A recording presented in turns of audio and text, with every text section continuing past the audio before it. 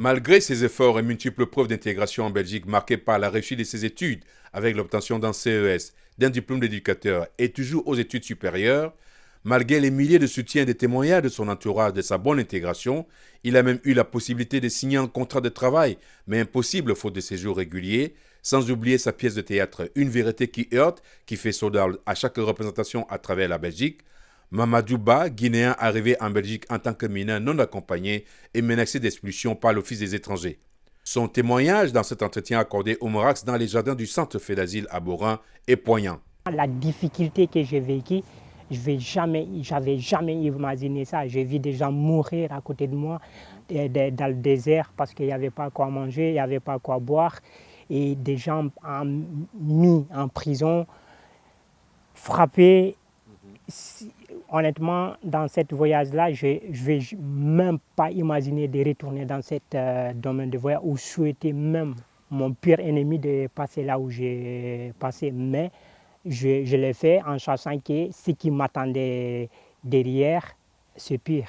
Le pire que j'ai pu vivre là-bas, c'est voir l'un de mes amis, des connaissances que je vais rencontrer sur la route, mourir à côté de nous sans qu'on puisse le sauver. Je suis arrivé en Espagne, on m'a mis en prison et je suis resté là-bas quelques jours parce que j'étais mineur, ils m'ont libéré. Et en Espagne, je ne parlais pas l'espagnol et moi je me dis, il faut que j'aille dans un pays où on parlait français.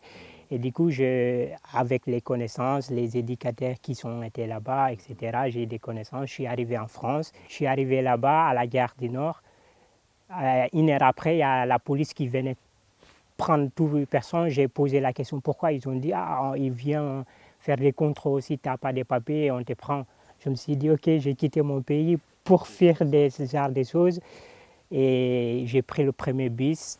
J'ai descendu à la gare de Midi ici à Bruxelles.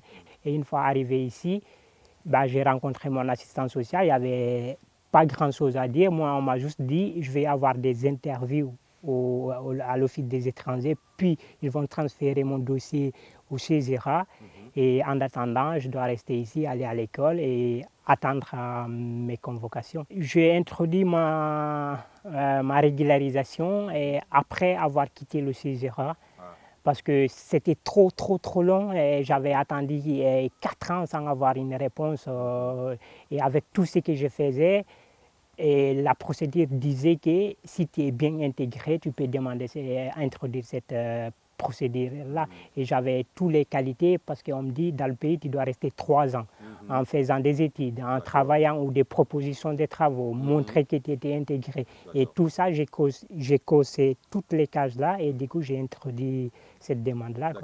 Je suis allé à l'école à l'Athénée Royal de Borin, juste à côté ici. Et la première année, je ne vous cache pas que ça a été difficile, très difficile, que ce soit dans les bus ou à l'école ou dans la rue, la discrimination, le racisme, etc. Mais j'ai tenu le coup pour aller à l'école et finalement j'ai pu trouver ma place. J'ai sorti là-bas avec un diplôme de CESS, j'ai sorti là-bas avec un diplôme d'éducateur AD. Et pendant mes stages, j'ai eu des propositions de travail que je ne pouvais pas accepter parce qu'avec ma situation, je ne pouvais pas signer un contrat. Et moi, je ne voulais pas rester au centre sans rien faire en attendant ma réponse. Je dis, OK, je vais tenter les études supérieures et c'est ce que j'ai fait. Là, actuellement, je suis en bac D et en éducateur spécialisé et tout ce qui est psychologie du développement de la personne. Et on m'avait dit, je dois prouver que j'étais intégré. Je dis, OK, je fais du foot, je suis à l'école, je suis diplômé. On m'a dit, OK, il faut que tu envoies des lettres. J'ai eu plus ou moins 500 lettres ou 1000 lettres écrites par des citoyens belges qui sont nés ici, grandis ici, pour témoigner mon intégration. Mais voilà, rien n'a abouti. Ils ont attendu jusqu'à l'été qui vient de finir là. Et voilà, du coup, ils ont dit non, c'est pas possible. J'ai fait tout ça pour obtenir les papiers. Je suis allé à l'école pour obtenir les papiers. J'ai eu des propositions pour obtenir tout ce que j'ai fait, c'est faux, c'est pas naturel, etc. Entre-temps, vous avez quand même décidé d'entreprendre les ateliers dans le théâtre. Racontez-nous un peu cette aventure. Ben, ça, comme je dis, première année ici, dans le centre, ça a été très très difficile. Je connaissais personne, je ne sortais pas du tout dans ma chambre. C'est sortir manger, rester dans ma chambre. Et mon éducateur, Tony Taze, qui travaillait, qui m'a dit, écoute, moi, il a essayé de nous faire sortir, mais moi, je ne sortais pas. Il a dit, ok, venez dans la cuisine, on va essayer de faire du théâtre. Je dis, théâtre, non, non, non. Moi, à la base, mon rêve, c'est devenir un footballeur. Et du coup, il a dit, non, on va juste rigoler entre nous, entre des amis. Je dis, ok, on est sortis, on faisait des petites blagues, on s'est moqué entre nous, des cheveux des gens, des sourcils des gens entre nous. Et il voyait, ça prenait un exemplaire entre nous, franchement, on kiffait. Il a pris une autre salle, il nous a dit, on va commencer à faire des improvisations, etc. Et il voyait aussi, ça prenait un exemplaire, il nous a donné un thème, il a dit, on va jouer quelque chose qui durera 10 minutes entre nos amis, etc. Et on a commencé à travailler, il a dit, non, ça, c'est tellement beau et il y a beaucoup de choses à faire passer. Il a dit, on va faire un spectacle de 1 heure. Et en ce moment, j'étais avec mes amis dans ce spectacle, on était 5 jeunes. Et on a écrit ce spectacle, une vérité, non. La vérité qui heurte. Non, ça c'était mon spectacle toute seule, ouais. Okay. Mais en 2019, avec les 5 jeunes là, c'est pour un monde meilleur. Pour un monde meilleur. Voilà. On a écrit ce spectacle, on a joué à Borin au centre culturel, on a fait sold out 3 fois, on a joué pour les élèves et on avait beaucoup de propositions, mais malheureusement il y avait la Covid qui est arrivée, tout est stoppé. Et à partir de là, tous mes amis ont hors de quitter du pays, des négatifs, et tout le monde est parti. J'ai resté ici toute seule. Et en 2022, fin de Covid-23, j'ai dit pourquoi pas, faut que j'écris quelque chose.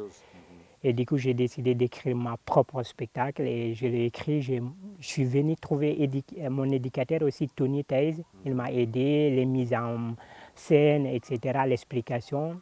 Et j'ai commencé à jouer. J'ai commencé à jouer l'année passée en avril. Et aujourd'hui, je joue un peu partout. J'ai joué pour les étudiants, les élèves, tout public.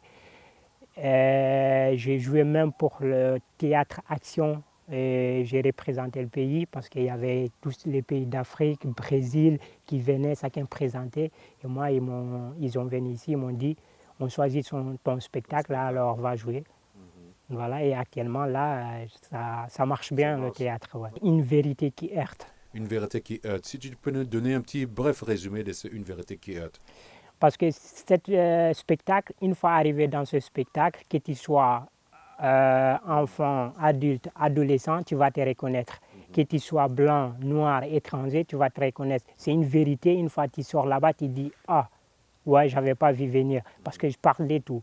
Ça tourne autour de mon histoire, l'intégration. Un étranger qui vient dans un pays qui ne parle pas français, qui essaie de se débrouiller. Je parle de mes difficultés que j'ai vécues, je parle du racisme que j'ai vécu aussi dans ce spectacle.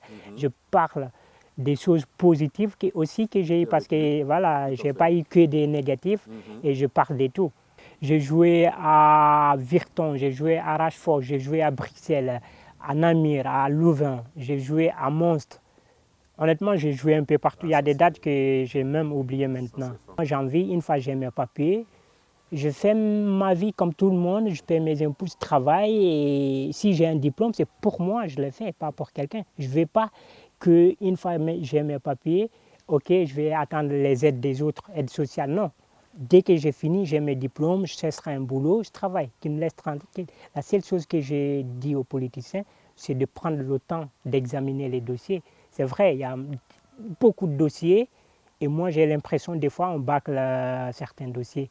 Si en partie, si je suis toujours dans ce pays et ils m'ont soutenu, ils m'ont montré qu'ils étaient derrière moi et avant tout je les remercie. Mais comme on dit toujours, le combat n'est pas gagné, j'ai toujours besoin d'eux et essayez de continuer de me soutenir, même si vous êtes en train de le faire.